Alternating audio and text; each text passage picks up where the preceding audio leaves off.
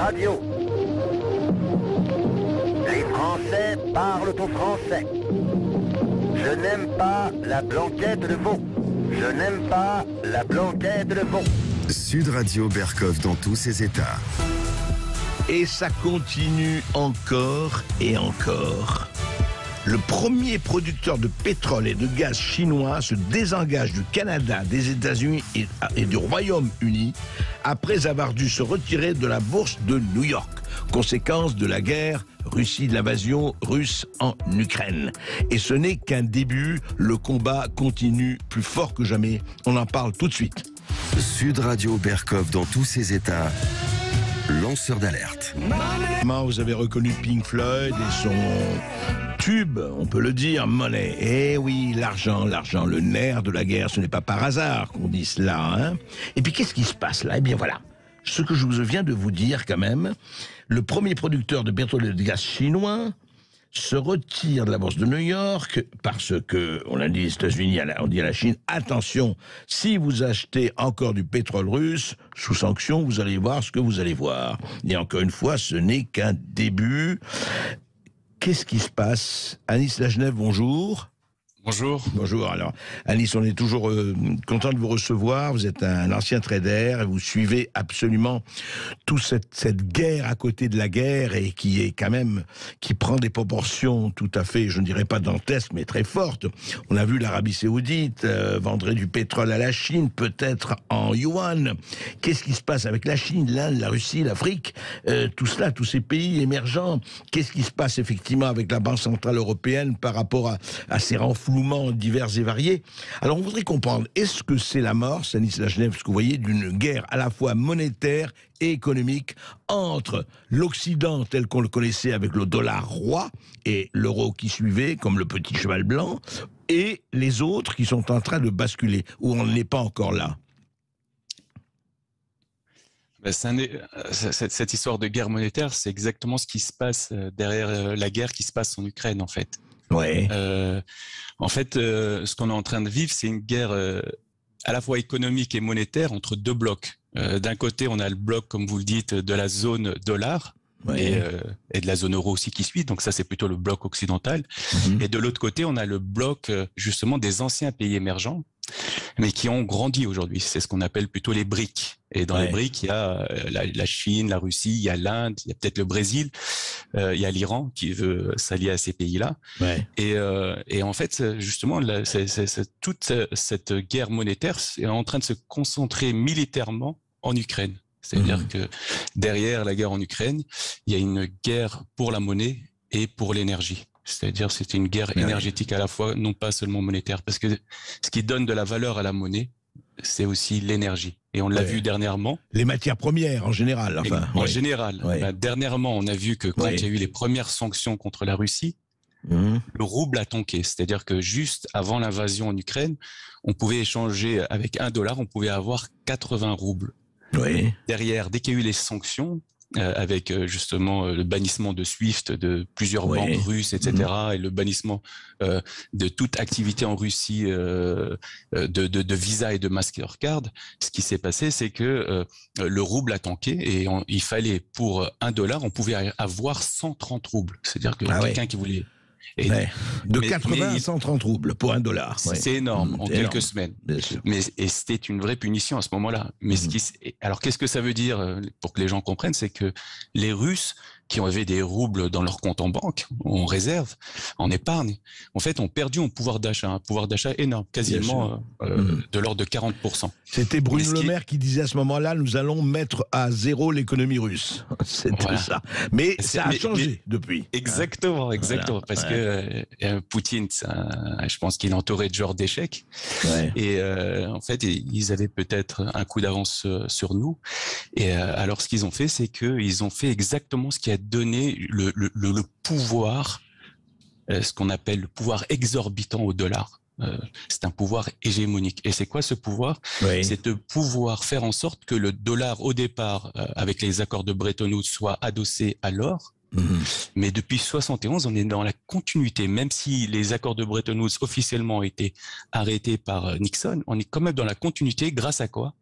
grâce à ce qu'on appelle le pétrodollar. C'est-à-dire que le dollar n'est plus adossé à l'or, mais il est adossé au pétrole saoudien et de l'OPEP dans un premier temps, puis au pétrole, ce qu'on appelle le pétrole de schiste ou le gaz de schiste donc tout ce qui est américain.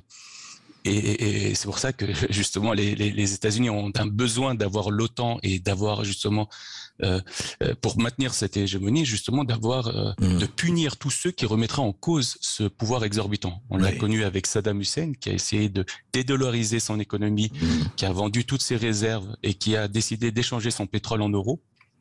Et ça s'est passé entre 2000 et 2003. Mais le jour où il a décidé d'échanger son pétrole en euros, très rapidement, il y a eu une guerre en 2003, en mars 2003, qui a fait en sorte que il soit puni pour cette décision. Mais alors, Anis Lachdef, aujourd'hui, on est toujours dans l'hégémonie absolue du dollar, ou ça commence à se fissurer apparemment? Ça commence à se fissurer parce que, en fait, petit à petit, les petits pays émergents, donc il y en a qui ont le plus de milliards comme la Chine ou l'Inde, qui étaient petits à l'époque, qui ont grandi maintenant, en fait, commencent à se rebeller.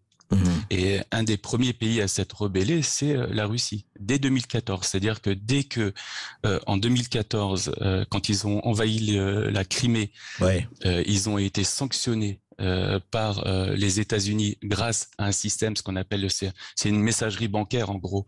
C'est ce qui permet de compenser toutes les transactions financières. C'est le système SWIFT. Au départ, c'était une société belge, mais maintenant il y a une mainmise américaine dessus. En fait, il a voulu ce qu'on appelle dédollariser son économie. C'est-à-dire que Poutine a décidé de se débarrasser de ces dollars et de petit à petit essayer de faire des alliances, que ce soit avec la Chine, avec la Turquie, avec l'Inde, etc., pour échanger ces matières premières contre justement des devises qui est autre que le dollar. Oui, absolument. Mais alors, on sait ce qui s'est passé ensuite. Il y a eu le Donbass, 2014, enfin toutes les révoltes, etc. L'Ukraine aujourd'hui. Alors, est-ce que effectivement, que veut dire, parce que moi, ça m'a frappé cela, Annie, que ce premier producteur de pétrole et de gaz chinois qui se désengage, qui a dû se retirer de la bourse de New York et qui redéploie son portefeuille vers l'Amérique du Sud et l'Afrique. Qu'est-ce que ça veut dire aussi? Est-ce que c'est fait que l'Arabie Saoudite accepterait, je dis au conditionnel, de vendre son pétrole à la Chine en yuan? Est-ce que tout ça est en train de présager de quelque chose qui va se généraliser ou qui risque, ou qui risque pour certains, ou espoir pour les autres, de se généraliser? Exactement. En fait, ce qui se passe, c'est que comme les États-Unis abusent de justement du fait que le dollar soit la réserve mondiale des banques centrales, c'est-à-dire que c'est devenu vraiment en gros, il y a à peu près une quinzaine d'années, en moyenne, 70% des réserves des banques centrales étaient en dollars. Et elles sont en train de baisser. En ce moment, c'est plutôt 59%. Donc, ce qui se passe, c'est que dès qu'il y a quelqu'un qui se rebelle, les États-Unis abusent de leur hégémonie et sanctionnent les sociétés. Et la peur des Chinois, c'est que ça soit les prochains, en fait, sur la liste. D'accord. Et donc ça, c'est un peu la peur des Chinois. Et donc, qu'est-ce qu'ils veulent? Ils veulent justement sortir pour parler un peu normalement, on va dire, ils veulent sortir leurs billes des pays qui peuvent les sanctionner, c'est-à-dire le Royaume-Uni, le Canada, les États-Unis, pour aller se redéployer vers l'Amérique du Sud et l'Afrique. Donc ça, c'est le premier point. Et le deuxième point, les pays comme l'Arabie Saoudite, alors, comme je l'ai dit tout à l'heure, c'est grâce justement à un pays comme l'Arabie Saoudite en 73 et l'OPEP en 75 que le dollar est devenu fort et qui a pu rebondir. L'Arabie Saoudite maintenant qui voit que les États-Unis s'affaiblissent un peu avec ce front de l'Est qui est celui de le front sino-russe avec l'Inde et l'Iran derrière, en fait en profite, mais je pense que c'est plus un levier de chantage. D'accord. Pour qu'on leur donne les mains libres par rapport à ce qui se passe au Yémen. Je pense pas qu'ils passeront le Rubicon. Donc et tout à l'heure, j'ai oublié de dire comment le rouble, on a dit qu'il est passé à 130. J'ai oublié de dire que je suis parti un peu. Et il est revenu à 80. Il est revenu au niveau d'avant. Il est revenu au niveau d'avant la guerre d'Ukraine. Enfin, exactement.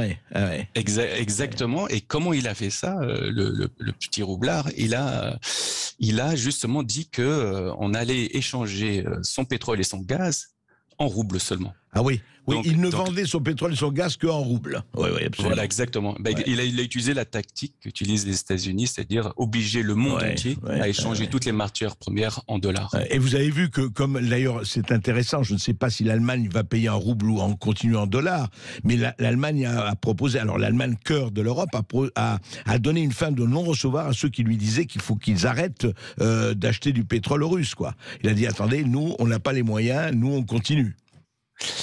En fait, l'Allemagne, c'est un peu le canard boiteux ou le futur Judas de l'Europe. Pourquoi ? Ouais. Parce qu'elle dépend à 70% du gaz russe. Ouais. Et justement, en fait, avant même qu'il y ait la guerre d'Ukraine, maintenant c'est l'épicentre de la guerre, l'Ukraine, mais juste avant, c'était Nord Stream. Ah oui, le fameux le gazoduc, absolument. C'est-à-dire que donc qu'est-ce qui s'est passé ? Les États-Unis ont tout fait pour que justement ça ne fonctionne pas. Ça ne fonctionne pas. Et en fait, ils ont réussi à la fin parce que en mars 2022, donc il n'y a pas très longtemps, la société a fait faillite.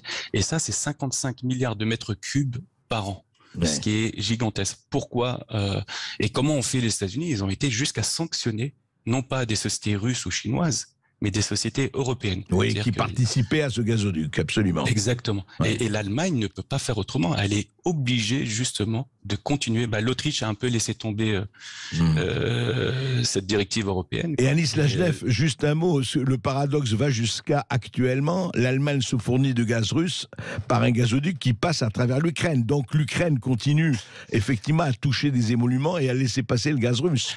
Alors, le gaz allemand, c'est plutôt Nord Stream, c'est parce qu'il y a Nord Stream 1 et Nord Stream 2. Ah oui, il y a les deux. Oui. À l'avoir de Nord Stream. Mais c'est ça, en fait, que reprochent un peu les Russes ou les Chinois aux États-Unis, c'est que quand il y a des accords monétaires, en fait, c'est un contrat de confiance qui se fait entre deux parties et c'est un contrat économique.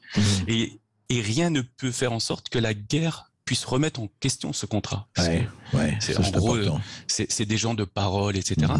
Et là, ce qui se passe c'est ça qui est incroyable, c'est qu'avec l'Ukraine, le fait que le gaz passe par l'Ukraine, pour l'autre partie, pour l'Europe du Sud et l'Europe de l'Est, en fait, ce qui est un peu la Pologne, mais beaucoup par l'Ukraine, les Ukrainiens se servent en gaz et touchent justement une redevance. Et malgré la guerre, malgré le Donbass, malgré tout ce qui se passe depuis le 2014, la Russie justement continue à payer cette redevance.